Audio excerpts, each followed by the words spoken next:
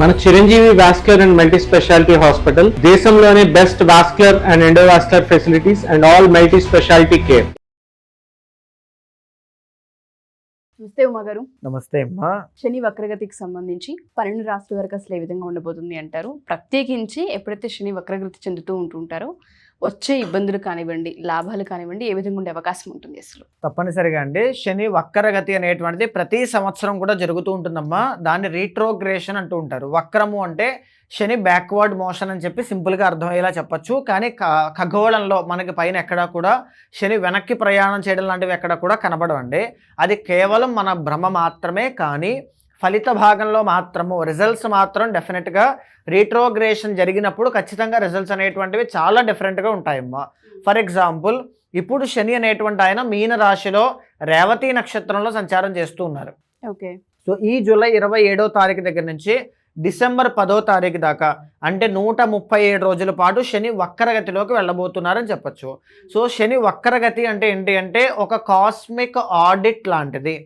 అంటే ఆడిట్ జరిగినప్పుడు ఇన్కమ్ ట్యాక్స్కి సంబంధించివన్నీ కూడా ఏం జరుగుతాయండి, ఎంత వచ్చాయి, ఎంత వెళ్ళాయి, దేనికి దేనికి వచ్చాయి, దేనికి దేనికి వెళ్ళాయి, లెక్కలు ప్రతిదీ కూడా మనం ఎంత చెల్లించాలి, ప్రతిదీ కూడా సేమ్. అలాగనే శని ఎప్పుడైతే రీట్రోగ్రేడ్ జరుగుతుందో గత సంవత్సరంలో ఈ సంవత్సరం స్టార్టింగ్ నుంచి మనం చేసింది ఏంటి, మనం పొందింది ఏంటి, అనుభవించింది ఏంటి, మనం ఈ టైంని ఎలా చేసాము, ఎంత ప్రయత్నం చేశాము, ఒకవేళ ఏదైనా అవకాశాలు మిస్ చేసుకుంటే అవి మళ్ళా తిరిగి వచ్చేటువంటి అవకాశం ఉంటుంది. అంటే మళ్ళీ అవకాశం వస్తుంది, దాన్ని మనం సెట్ చేసుకుంటామా అంటే retrogression is equal to recheck plus reset అండి. రీచెక్ చేసుకోవడం, రీసెట్ చేసుకోవడం, ఇలాంటివన్నీ కూడా అంటే మంచి మంచి అవకాశాలు వచ్చే అవకాశం ఉంటుందన్నమాట. ఈ 137 రోజుల పాటు ఉండేటువంటి వక్రగతిలో అక్టోబర్ 10వ తారీఖు దాకా శని రేవతి నక్షత్రం మీద వక్రగతిలో ఉంటారండి. ఆ తర్వాత అక్టోబర్ 10 నుంచి ఉత్తరాభాద్ర నక్షత్రంలోకి ఆయన వెళ్తారనమాట. అయితే మనం డీటెయిల్గా చూస్తే జూలై 17వ తారీఖున, అంటే ఎందుకని ఈ మాట చెప్తూ ఉన్నానంటే శని దోషము అనేటువంటిది ఉన్నప్పుడు చాలా రాశుల వాళ్ళకి గురువు యొక్క 9వ దృష్టి వల్ల ఆ శని యొక్క ఇంపాక్ట్ అనేటువంటిది తగ్గింది. అంటే ఏలినాటి శని ఉంది అనుకోండి, శని 9వ దృష్టి ఉండడం వల్ల ఏలినాటి శని ప్రభావం తగ్గడం, గురుబలం కాపాడుతుంది కాబట్టి. కానీ ఇక్కడ ఏం జరుగుతుంది, జూలై 17వ తారీఖు దగ్గర నుంచి ఆగస్టు 15వ తారీఖు దాకా సుమారుగా నెల రోజుల పాటు టైంలో గురువు అనేటువంటి ఆయన కంబషన్ అంటే ఏంటి అంటే అస్తంగత్వము. గురుడు రవికి 11 డిగ్రీల లోపలికి వచ్చినప్పుడు రవి అనేటువంటి ఆయన గురుడిని ఆక్రమిస్తారు. కంబషన్ అంటే బర్నింగ్ అనమాట. అంటే ఈ గురువు అనేటువంటి ఆయన ఇచ్చే ఫలితాలు తగ్గిపోతాయి. అప్పుడు ఆటోమేటిక్గా ఆయన ఇచ్చే పాజిటివ్ ఆస్పెక్ట్ అయినటువంటి శని మీద పడి ఆ శని తగ్గడం లాంటిది కూడా తగ్గిపోతుంది. సో దానివల్ల గురుబలం ఉన్నటువంటి రాశుల వాళ్ళు కూడా ఈ నెల రోజుల్లో శని యొక్క ఇంపాక్ట్ వల్ల ఎక్కువగా ఇబ్బందులు చూడడం లాంటివి కనబడతాయండి. అయితే ఈ శని రీట్రోగ్రేషన్ వల్ల ఏ రాశుల వాళ్ళకి ఎలాంటి ఫలితాలు కనబడతాయో మనం డీటెయిల్డ్గా చూద్దాం. తప్పకుండా అమ్మ గారు. సో మీరు చెప్పినట్టుగానే 12 రాశులు కనుక మనం చూసుకుంటే కుంభరాశి వారికి దీని యొక్క ప్రభావం అసలు ఏ విధంగా ఉండే అవకాశం ఉంటుంది అంటారు? తప్పనిసరిగా అండి, కుంభరాశి వాళ్ళకి మనం తీసుకుంటే 2వ స్థానంలో శని నడుస్తూ ఉన్నారు. శని అక్కడే వక్రగతిలో ఉన్నారండి. గత కొన్ని సంవత్సరాలుగా కుంభరాశి వాళ్ళు 7.5 అనేటువంటిది ఏలినాటి శని దోషంతో ఇబ్బంది పడుతూ ఉన్నారు. అయితే మనం ఇప్పుడు మాట్లాడుకునేటువంటి జూలై మాసంలో వాస్తవంగా కుంభరాశి వాళ్ళకి 17వ తారీఖు జూలై 17 దాకా రవి కర్కాటకంలోకి వెళ్ళేంత వరకు ఏ గ్రహము కూడా అనుకూలంగా లేదు. ఇది వాస్తవం. నేనే కాదు, ఏ ఆస్ట్రాలజర్ అయినా ఇదే చెప్తారు. అక్కడ అదే ఉంటుంది కాబట్టి. సో దీన్ని ఎక్కడ కూడా తప్పుగా అర్థం చేసుకోవద్దు. అంటే మాకు అస్సలు బాగాలేదని చెప్తున్నారని అనుకోవద్దు. ఎందుకంటే కుంభరాశి వాళ్ళకి నిజంగా బాగాలేదు. గ్రహాల యొక్క దిగ్బలము కానీ ఇవి కానీ ఏవి అంత అనుకూలంగా లేవు. 17వ తారీఖు దగ్గర నుంచి రవి అనేటువంటి ఆయనకి బలం పెరుగుతోంది బికాస్ ఆఫ్ 6th హౌస్లోకి రవి వెళ్ళడం చేత. అయితే 2వ స్థానంలో ఉన్నటువంటి శని వక్రగతిలోకి వెళ్ళడం వల్ల ఎలాంటి ఫలితాలు ఉంటాయి.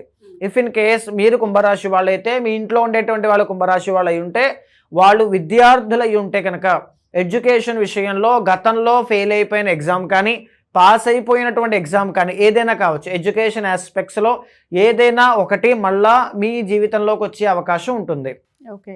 ఫర్ ఎగ్జాంపుల్ చూడండి, కొంతమంది స్టూడెంట్స్ లాస్ట్ ఇయర్ ఒక ఎగ్జామ్ ఫెయిల్ అయ్యామండి, మళ్ళీ ఇప్పుడు ఎగ్జామ్ ఉంది, సో దాన్ని ఇప్పుడు మేము రాయాలనుకుంటున్నాం, ఎలా ఉంటుంది. సో ఎగ్జామ్ రాసేటువంటి అవకాశాలు ఉంటాయి, మళ్ళీ ఏదో ఒక అవకాశం వచ్చే ఉంటుంది. దాన్ని ఎంతవరకు మీరు సరిదిద్దుకుంటారు అంటే ఎగ్జామ్ పాస్ అవుతారా లేదా అనేటువంటిది ఎక్కడ ఉంటుంది, బేస్డ్ ఆన్ యువర్ అష్టక వర్గ, based on your personal chart. So ఇక్కడ అవకాశం రావడం మాత్రం బలంగా కనబడుతుంది. అయితే రెండవ స్థానం ఇండికేట్స్ సేవింగ్స్. ఫర్ ఎగ్జాంపుల్ మీరు గత సంవత్సరం నుంచి అసలు డబ్బులు వస్తున్నాయి కానీ రూపాయి కూడా దాయలేకపోతున్నాము. ఒక ఫిక్స్డ్ డిపాజిట్ చేయాలనుకుంటున్నాం, ఎస్ఐపి, ఒక గోల్డ్, ఒక ఇన్వెస్ట్మెంట్, ఒక ల్యాండ్, ఇలాంటివి ఏమైనా కొనాలనుకుంటున్నాం. ఇప్పటిదాకా మేము ఏది కూడా పొదుపు చేయలేదు అనుకుంటూ ఉంటే ఈ 137 డేస్లో అలా పొదుపు చేయడానికి కావాల్సిన శక్తి సామర్థ్యాలని, ఆ మైండ్ సెట్ని, ఆ ప్రణాళికలన్నీ కూడా సిద్ధం చేసుకుంటారు. పొదుపు చేసే ప్రయత్నాలు కనబడతాయి. Second indicates family. For example ఇప్పటి వరకు నేను లేదా మా ఇంట్లో వాళ్ళు కుంభరాశి వాళ్ళు ఎవరైనా తల్లిదండ్రులతో సరిగ్గా టైం గడపలేదు, నేను మా తల్లితో కానీ తండ్రితో కానీ టైం గడపలేదు, ఏదో ఒక కెరీర్ ఆస్పెక్ట్లో దాంట్లోనో బిజీ అయిపోయి ఉన్నానండి, వాళ్ళతో టైం గడిపే అవకాశాలు ఉంటాయి. మోర్ ఓవర్ కుంభరాశి వాళ్ళకి లాస్ట్ ఫేజ్ ఆఫ్ ఏలినాటి శని కాబట్టి తల్లిదండ్రులకి హాని కూడా ఉంటుంది. హాని ఇండికేట్స్ ఒక ప్రమాదము, అనారోగ్యము ఇలాంటివి కావచ్చు. సో వాటి విషయాల్లో జాగ్రత్త పడాలి. And last and final one ఏంటి అంటే సెకండ్ ఇండికేట్స్ స్పైసెస్ కాబట్టి, అంటే రేవతి నక్షత్రంలో ఉన్నారు కాబట్టి విదేశాల్లో స్థిరపడాలి. వీసా, పిఆర్ ఇలాంటి ప్రాబ్లమ్స్ ఏమైనా ఉండి ఇబ్బంది పడుతూ ఉంటే, ఫర్ ఎగ్జాంపుల్ చూడండి, లాట్ ఆఫ్ కన్సల్టేషన్స్లో నాతో మాట్లాడేటువంటి వాళ్ళు ఒక వీసా పిక్ అవ్వలేదని మార్చిలో, మళ్ళీ సెప్టెంబర్లో ఒక అవకాశం ఉందన్నట్టుగా చాలామంది చెప్తుంటారు. దేశం బట్టి మారుతూ ఉంటాయి అనుకోండి. అయితే ఇలా అనమాట, మళ్ళీ H1B పిక్ అవ్వడం, లేకపోతే ఏదైనా వీసాకి సంబంధించిన ప్రాబ్లమ్స్ అన్ని కూడా సార్ట్ అవుట్ అవ్వడం లాంటివి ఈ 137 డేస్లో మళ్ళీ అవకాశం వస్తుంది, బాగుంటుంది. ఓకే. అయితే ఈ శని యొక్క 3వ దృష్టి వృషభ రాశి మీద పడుతోంది, 7వ దృష్టి కన్యా రాశి మీద పడుతోంది, తర్వాత 10వ దృష్టి ఎక్కడ పడుతోంది, ధనస్సు రాశి మీద పడుతుందమ్మా. 3వ దృష్టి వృషభ రాశి అనేటువంటిది కుంభరాశి వాళ్ళకి 4వ స్థానం అవుతుంది. విచ్ ఇండికేట్స్ ఏవైనా సరే ఒక ప్రాపర్టీ అమ్మాలి, ఒక ప్రాపర్టీ కొనాలి, అమ్మగారి యొక్క ఆరోగ్యాన్ని బాగా చూసుకోవాలి, లేకపోతే అమ్మగారికి సంబంధించిన హెల్త్ విషయంలో మీరు డయాగ్నోసిస్ చేయించాలి, టెస్టులు చేయించాలి, ఒక సర్జరీ చేయించాలి, ఇలాంటివైనా బ్యాలెన్స్ ఆర్ పెండింగ్ లాంటివి ఏమైనా ఉన్నా, ఆర్ లేదా ఎప్పటి నుంచో మనసులో ఒకటి ఉండిపోయిందండి, అది ఏదో ఒక దేశం వెళ్ళి ఒక 4 రోజులు ప్రశాంతంగా తిరిగి వద్దామని, లేకపోతే ఒక అరుణాచలం వెళ్ళి గిరి ప్రదక్షిణ చేసి వద్దామని, ఒక కేరళ వెళ్ళి టూర్ వెళ్ళొద్దామని, అంటే మనసులో ఉండేటువంటి ఒక ఎనర్జీ బ్లాకేజ్ లాగా, సుఖస్థానము కదండి 4 అంటే. సో దాని మూలన అలాంటివి ఏవైనా ఉంటే అలాంటి ట్రిప్స్ అలాంటివి ప్లాన్ చేసే అవకాశాలు ఉంటాయి. శని యొక్క 7th ఆస్పెక్ట్ కన్యారాశి మీద పడుతుంది, విచ్ ఈజ్ 8th హౌస్ అండి. దీనివల్ల ఆధ్యాత్మిక జ్ఞానము పెరగడము, తర్వాత ఏంటి అంటే ఆకస్మికంగా ఏదైనా అవకాశాలు జీవితంలో రావడం, కోల్పోయిన డబ్బుని మళ్ళీ తిరిగి పొందడానికి, లేకపోతే ఉద్యోగం మళ్ళీ తిరిగి పొందడానికి, లేకపోతే న్యాయపరమైన చిక్కులతో ఇబ్బంది పడేటువంటి వాళ్ళకి మళ్ళీ ఏదో ఒక అవకాశము దొరకడం, ఇలాంటివి. అండ్ ఇంకొక పాయింట్ ఏంటంటే ఆకస్మికంగా శని యొక్క దృష్టి ఏదైతే ఉందో 8వ స్థానం మీద పడుతోంది అంటే న్యాయపరమైన చిక్కులు కూడా ఇబ్బంది పడవచ్చు, ఇబ్బంది పడుతూ వాటి నుంచి బయటికి రావడం లాంటివి ఉంటాయన్నమాట. గవర్నమెంట్ ట్యాక్సెస్, పనిష్మెంట్స్, ఫైన్స్ ఇలాంటివి కూడా ఉండే అవకాశాలు ఉంటాయి. దాని నుంచి బయటపడే మార్గం కూడా ఈ 137 డేస్లోనే కనబడుతుంది. లాస్ట్ అండ్ ఫైనల్ ఆస్పెక్ట్ వచ్చేసి శని యొక్క 10వ దృష్టి ధనస్సు రాశి మీద పడుతుంది, విచ్ ఈజ్ 11th హౌస్ అండి, 11వ స్థానం అవుతుంది. సో ఈ 11వ స్థానం మీద ఎప్పుడైతే శని దృష్టి ఉంటుందో, for example name and fame, ఇప్పటి వరకు మీరు ఏదైనా గతంలో ఏదైనా అవమానపడ్డారు ఒక పర్టికులర్ సంఘటనలో, లేకపోతే మీ ఇంట్లో ఉండేటువంటి పెద్దవాళ్ళు, అన్నయ్యలు, తాతయ్యలు, నాన్నగారు, మీ బాస్, మీకంటే అధికారి, వీళ్ళందరూ కూడా వాళ్ళ విషయంలో మీరు ఏదైనా చిన్న చిన్న మిస్టేక్స్ చేసి ఉంటారు, లేకపోతే వాళ్ళు మీ విషయంలో ఏదైనా మిస్టేక్స్ చేసి ఉంటారు. అయితే మళ్ళా ఆ విషయాలన్నీ కూడా మళ్ళీ తెర మీదకి రావడం, మళ్ళీ పునః సమీక్ష అనేటువంటిది చేసుకోవడం, ఏం తప్పు జరిగింది ఏంటి, నేను ఎలా సార్ట్అవుట్ చేసుకోవాలి, నా నేమ్ అండ్ ఫేమ్, నా పరువు నేను కాపాడుకోవాలి అంటే, నేను మళ్ళా తిరిగి పునర్వైభవాన్ని పొందాలి అంటే నేను ఎలాంటి పనులు చేయాలి.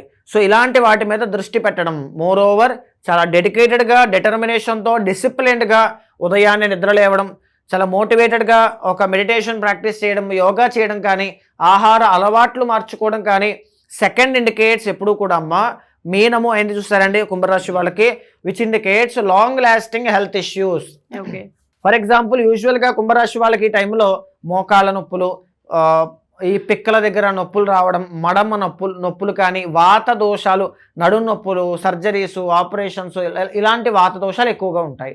ఈ వక్రగతిలో ఉన్నప్పుడు శని ఏం చేస్తుంటారంటే, ఓకే సంవత్సరం నుంచి నేను దీనికోసం బాధపడుతున్నాను కానీ నెగ్లెక్ట్ చేస్తూ, నన్ను ప్రోక్రాస్టినేట్ చేస్తున్నాను, రేపు మందులు వేసుకుందాం, రేపు సర్జరీ చేయించుకుందాం, లేకపోతే రేపు చూద్దాం, తగ్గిపోతుంది అనుకుంటూ ఉన్నారు.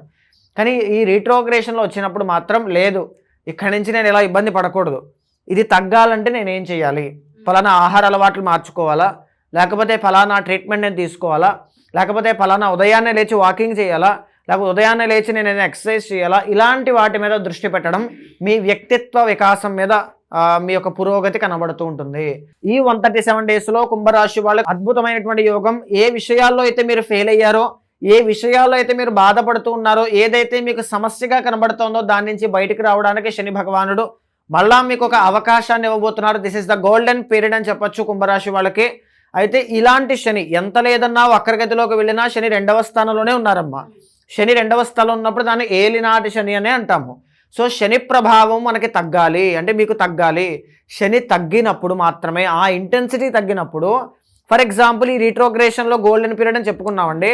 ఎలా ఉంటుంది ఆ గోల్డెన్ పీరియడ్? లాట్ ఆఫ్ ఛాలెంజెస్తో ఉంటుంది, లాట్ ఆఫ్ పేషెన్స్ని టెస్ట్ చేసే విధంగా ఉంటుంది. ఏది మనకి ఈజీగా అందదనమాట. మీతోనే ట్రైన్ చేయించి మీకే ఆ విజయాన్ని అప్పచెప్పి ఆ కష్టాన్ని, ఆ క్రెడిట్ అంతా కూడా మీకే ఇస్తారు. అంటే మీరు కష్టపడి సంపాదించుకున్న విధంగా అనమాట. అయితే ఎన్నో చిక్కులతో ఉంటుంది కాబట్టి అంత ఇంటెన్సిటీ ఉండకుండా శనికి సంబంధించిన రెమెడీస్ అనేటువంటివి డెఫినెట్గా ఆచరించాలి. అయితే ఏం చేయాలి? ప్రతి శనివారము కూడా రావి చెట్టు చుట్టూ ప్రదక్షిణ చేయాలి. రెండోది, ప్రతి శనివారము శనికి తైలాభిషేకము చేయించాలి. శనివారం నాడు ఫాస్టింగ్ అనేటువంటిది ఉండడం బెటర్ అండి. ఆరోగ్య సమస్యలతో ఉన్న వాళ్ళు బలవంతంగా ఉండద్దు, ఫాస్టింగ్ ఉండగలిగితే ఉండండి. 4వ ఇంపార్టెంట్ పాయింట్ వచ్చేసి సప్త శనివార వ్రతం. అండ్ 5వది అన్నిటికంటే ఇంపార్టెంట్, కాళీమాత యొక్క హోమం చేయాలి. దీనివల్ల ఎలాంటి సమస్యలున్నా శని బాధల నుంచి, శని ఇచ్చేటువంటి పీడ నుంచి కానీ, అనారోగ్యము కానీ, ఆ ఇంటెన్సిటీ, దోషము యొక్క ఇంటెన్సిటీ మొత్తం కూడా మీకు క్లియర్ అయిపోతుంది. తప్పకుండా ఉమాగారు. సో ఓవరాల్గా వీళ్ళకి ఈ పీరియడ్ అనేది చాలా పాజిటివ్గా ఉంది. సో వీళ్ళు ప్రయత్నం కనుక గట్టిగా చేయగలిగితే డెఫినెట్గా వాళ్ళు అచీవ్ చేస్తారని చెప్తున్నారు. సో ఎవరైనా సరే కుంభరాశి వాళ్ళు ఈ వీడియో కనుక చూస్తూ ఉంటే ఈ పీరియడ్ ఏదైతే ఉంటుందో జన్మ జాతక రీత్యా వచ్చే అడ్డంకులు ఏమైనా ఉన్నా, లేదంటే కలిసి వచ్చే అంశాలు కొంచెం తక్కువగా ఉన్నాయి, మాకు నెగిటివ్స్ కనిపిస్తున్నాయన్న ప్రాసెస్లో మనం ఏమైనా పరిహారం చెప్పొచ్చు అంటారు వాళ్ళకి, లేదా ఏమైనా హోమాలు మనం చేసే అవకాశం ఉంటుందా? ఫర్ ఎగ్జాంపుల్ మనం చూస్తే అండి, కాళీమాత యొక్క హోమం శని ప్రభావం నుంచి తగ్గడానికి అత్యంత శక్తివంతంగా శాస్త్రం చెప్పింది మనం చేయిస్తూ ఉంటామమ్మ. కానీ వారి యొక్క పర్సనల్ చార్ట్లో సముదాయ అష్టక వర్గం అని ఒకటి ఉంటుంది. అక్కడ ఒక రాశి, ఒక భావము, ఒక గ్రహానికి సంబంధించి ఎంత అష్టక వర్గ బలం అనేటువంటిది ఉందో తెలుస్తుంది. ఉదాహరణకి మనం చెప్పాలంటే ఒక కర్కాటక రాశికి వాళ్ళ జాతకంలో ఒక 15 మాత్రమే బలం ఉందనుకోండి.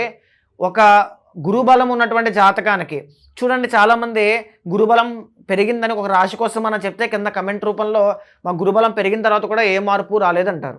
ఎందుకు అంటే వాళ్ళ జాతకంలో ఆ కర్కాటక భావానికి బలం తక్కువగా ఉన్నప్పుడు అక్కడికి ఏ గ్రహం వచ్చి యోగించినా ఇది సపోర్ట్ చేయదు, ఫలితం ఉండదు.